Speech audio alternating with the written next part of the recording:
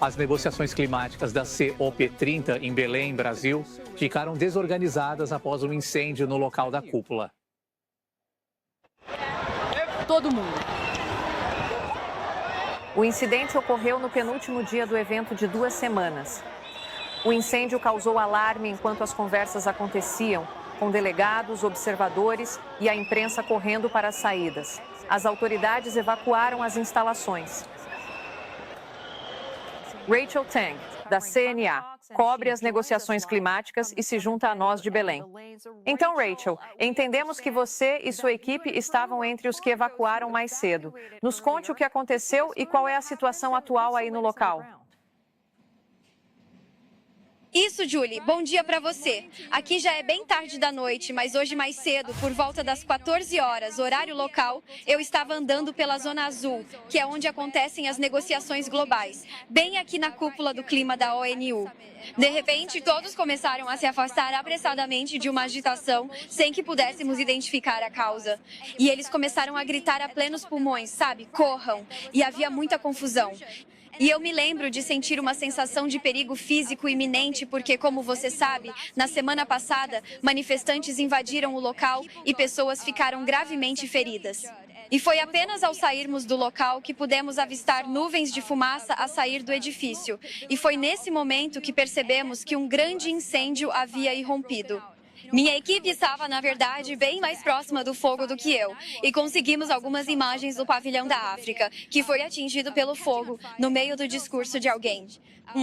As coisas escalaram bem rápido a partir dali, pois a estrutura de tendas, a área do telhado do local, na verdade, serviu como material inflamável para o fogo e estava basicamente alimentando as chamas. Falei com algumas pessoas que foram evacuadas conosco. Ouçamos o que elas têm a dizer. Os organizadores, o pessoal da segurança vieram com os extintores de incêndio, mas os extintores se esgotaram rapidamente sem apagar o fogo. Mas havia mais extintores. Mais seguranças chegaram e evacuaram outras pessoas de forma bem ordenada. Eu não cheguei a ver ninguém que tivesse caído, nem qualquer pessoa que tenha se ferido. O ocorrido desenrolou-se em questão de apenas 2 ou 3 minutos. Nós estávamos almoçando, estávamos com muita fome, então estávamos comendo e de repente todo mundo começou a gritar e a sair do lugar. Eu tive que apressar a refeição do meu prato e tudo mais e depois disso fomos obrigados a deixar a tenda. Todos estavam sendo retirados e fundamentalmente o que ocorreu foi que um incêndio irrompeu na Zona Azul, precisamente no centro dela.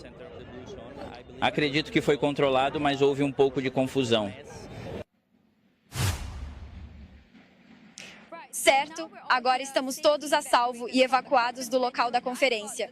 Tenho a declaração de imprensa da COP30 no meu celular e nela consta que 13 pessoas foram atendidas no local por inalação de fumaça e recebem mais assistência médica.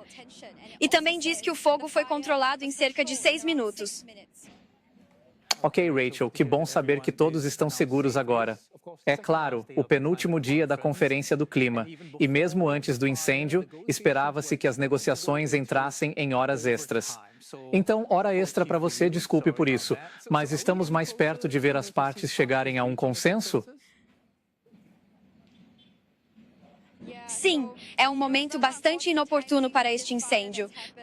Por enquanto, a presidência brasileira da COP30 e a UNFCCC decidiram, em conjunto, encerrar provisoriamente a Zona Azul, que, como mencionei, é o local das discussões globais, enquanto os bombeiros conduzem uma avaliação abrangente de segurança.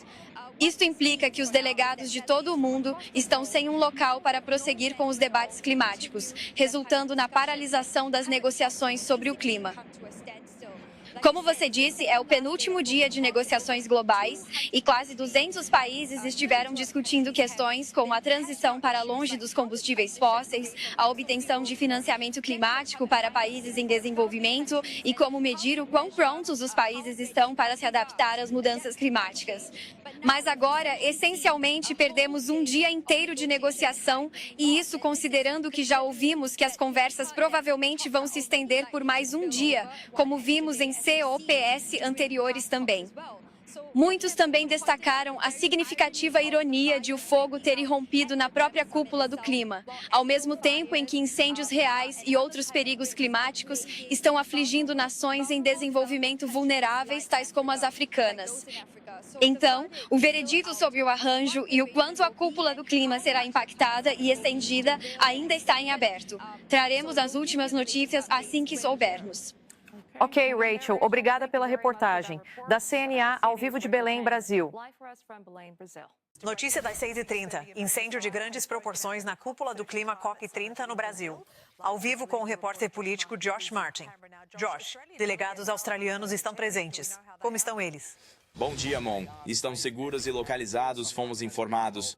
O ministro da Energia, Chris Bowen, e autoridades australianas estão na conferência em Belém, Brasil. Chamas e um alarme de incêndio fizeram políticos, delegados e jornalistas correrem. O fogo alastrou pelo local do evento onde decorrem as negociações climáticas. O ministro do Turismo do Brasil informa que o incêndio já foi extinto e, felizmente, ninguém saiu ferido. Mas não se sabe se os delegados poderão regressar. Falei com a equipa de Chris Bowen, que disse: todos os delegados australianos estão bem. Entretanto, o primeiro-ministro aterrou em Joanesburgo para a cúpula do G20.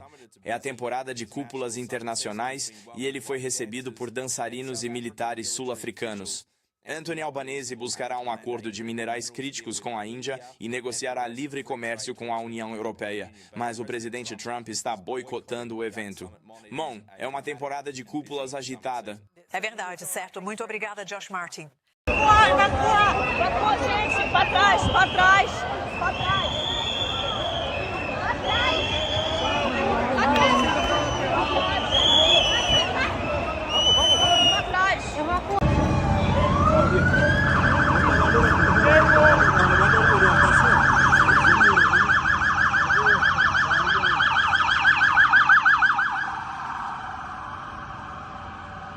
Caralho, muito fogo na Zona Azul.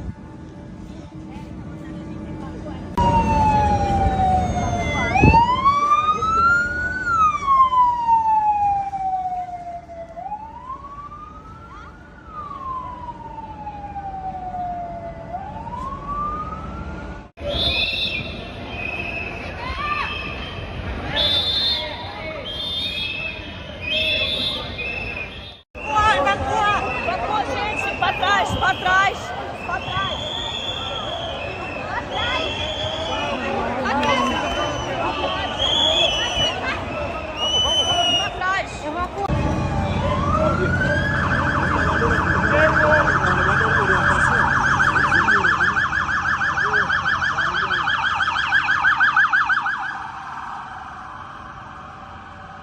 Caralho, muito fogo na Zona Azul.